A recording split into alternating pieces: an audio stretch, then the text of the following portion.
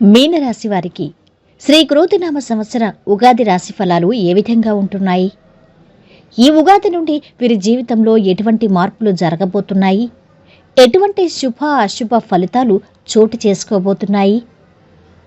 అదేవిధంగా వీరు చేసే వృత్తి, ఉద్యోగ, వ్యాపారాలు, వైవాహిక జీవితం, సంతానం, ఆరోగ్యం, అదేవిధంగా ఆర్థిక విషయాలు, కుటుంబ విషయాలు, స్త్రీలకు ఏ విధంగా ఉంటుంది?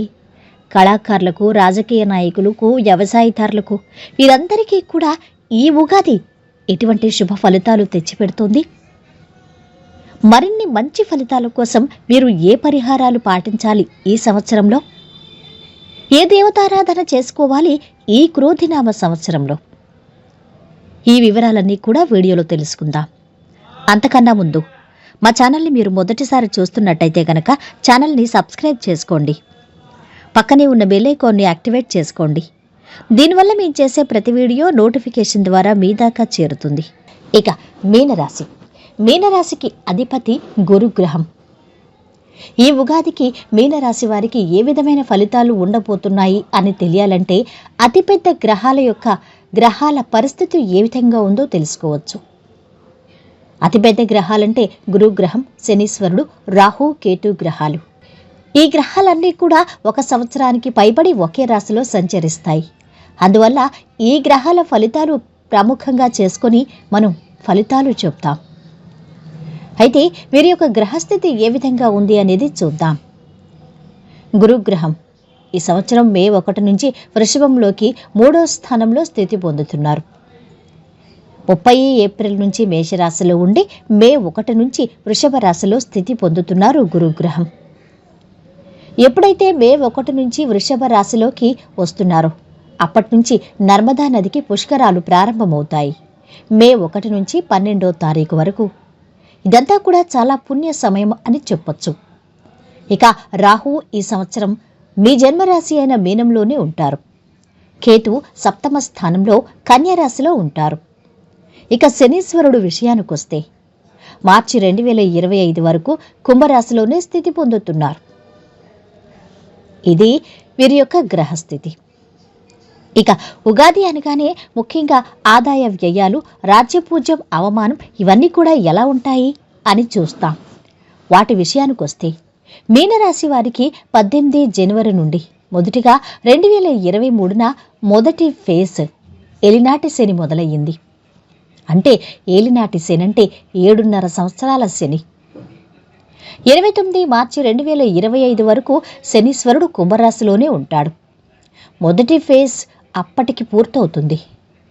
ఇంకా 5.5 సంవత్సరాలు వీరికి శని ఉంటుంది. అయినా కూడా సమయం బాగుంది, గురుబలం ఉంది, వీరికి అద్భుతమైన ఫలితాలే ఉంటాయి. ఇక వీరి ఆదాయం 11 ఉంటే వ్యయం 5 అవుతుంది. అయితే ఆదాయం ఎక్కువగా ఉంటుంది, ఖర్చులు తక్కువగా చేస్తారు వీరు. ఇక రాజ్యపూజ్యం 2 ఉంటే అవమానం 4 ఉంటుంది. అంటే సమాజంలో మిమ్మల్ని గుర్తించి గౌరవించేవారు 2 ఉంటే మిమ్మల్ని అగౌరవపరిచి అవమానించాలని చూసేవారు 4 ఉంటారు. ఎక్కడైతే పాజిటివ్ ఉంటుందో అక్కడే నెగిటివ్ కూడా ఉంటుంది. కాబట్టి ఇది సహజం.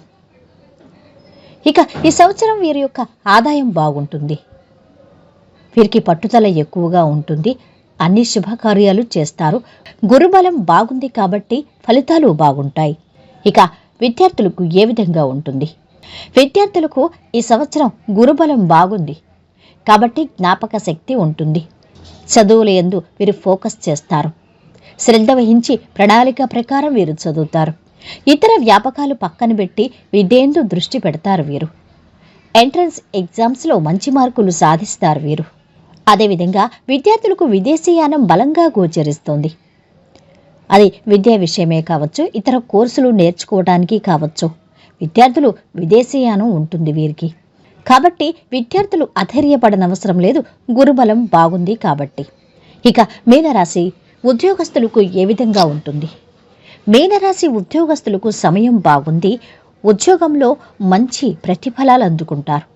మీ ప్రతిభ పాటవాలు ఇతరులు గుర్తిస్తారు. అధికారుల యొక్క అండదండలు మీకుంటాయి.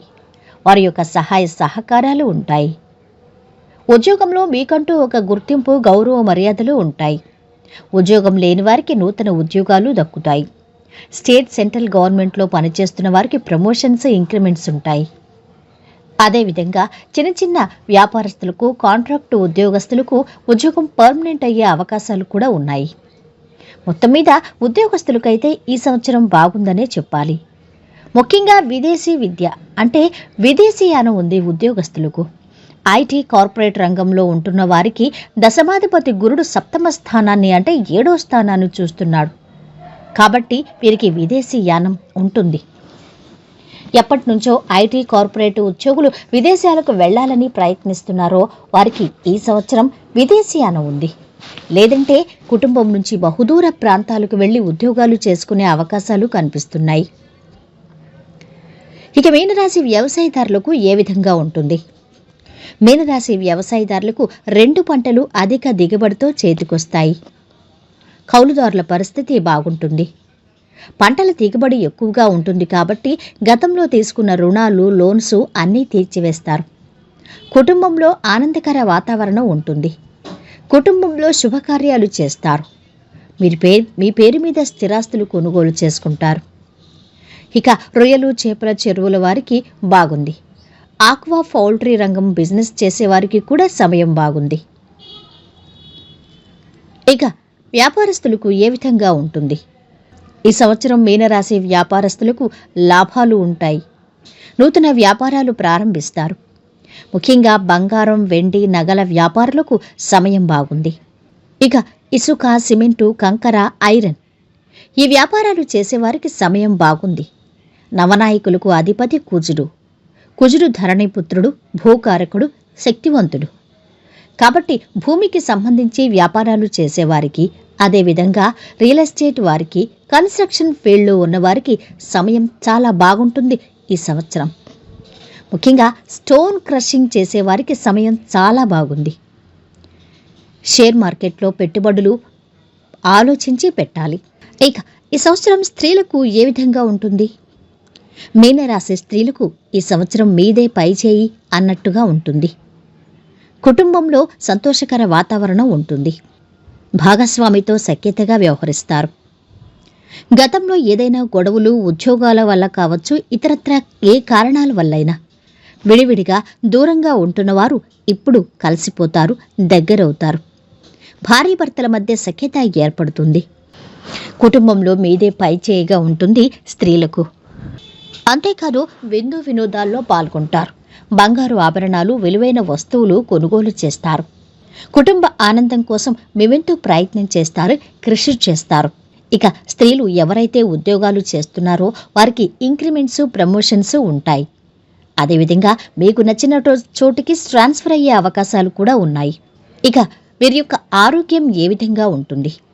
మీనరాశి వారికి ఈ సంవత్సరం రక్త సంబంధమైన సమస్యలు, కడుపుకి సంబంధించి సమస్యలు, కంటికి సంబంధించి సమస్యలు వచ్చే అవకాశాలున్నాయి. కాబట్టి జాగ్రత్తగా ఉండాలి. ఏ చిన్నపాటి అనారోగ్యం ఉన్నా వెంటనే వైద్యుడిని సంప్రదించి ఆ ప్రకారం పాటించాలి. ఇక కళాకారులకు ఏ విధంగా ఉంటుంది? మీనరాశి కళాకారులకు ఈ సంవత్సరం బాగుంటుంది. మంచి ఫలితాలు ఉంటాయి. ముఖ్యంగా సింగింగ్, డాన్సింగ్, అదేవిధంగా సీరియల్స్, డబ్బింగ్, ప్రొడ్యూసర్స్, డైరెక్టర్స్, ఇక నటీనటులు వీరందరికీ కూడా సమయం బాగుంది. మీ రంగాల్లో నేమ్ అండ్ ఫేమ్ వస్తుంది. అంతేకాదు అవార్డులు, రివార్డులు కూడా వస్తాయి. మొత్తం మీద ఈ సంవత్సరం మీనరాశి కళాకారులు జీవితంలో కాస్త స్థిరపడతారని చెప్పొచ్చు. కాస్త కంఫర్ట్ జోన్లోకి వెళతారు ఈ సంవత్సరం. ఇక రాజకీయ నాయకులకు ఏ విధంగా ఉంటుంది? రాజకీయ నాయకులకు ప్రజల్లో అభిమానం పెరుగుతుంది. అదేవిధంగా అవమానము ఉంటుందని చెప్పొచ్చు. ధనం విపరీతంగా ఖర్చు చేస్తారు. ఎన్నికల్లో గనక వీరు పోటీ చేస్తే గనక విజయాన్ని దక్కించుకుంటారు. ఇక వీరు చేయవలసిన దేవతారాధన. జన్మంలో రాహువు, కేతువు ఉన్నారు కాబట్టి ప్రయాణాల్లో కాస్త ఇబ్బందులు తలెత్తుతాయి. అందువల్ల రాహు, కేతు పూజ చేయించాలి. గురుగ్రహ స్తోత్ర పఠన పారాయణ చెయ్యాలి. శివారాధన చెయ్యాలి. దత్తాత్రేయుని ఆరాధన చెయ్యాలి. ఇక మీ సంపాదనలో కొంత భాగం పేదవారికి, ముఖ్యంగా నడవలేని వారికి, అనాథలకు, వీరికి సహాయాన్ని మీ వంతుగా చెయ్యాలి. దీనివల్ల శనిగ్రహం శాంతిస్తుంది. వీడియో నచ్చితే లైక్ చేసి షేర్ చేయండి. మరిన్ని వీడియోస్ కోసం మా ఛానల్ని సబ్స్క్రైబ్ చేయండి.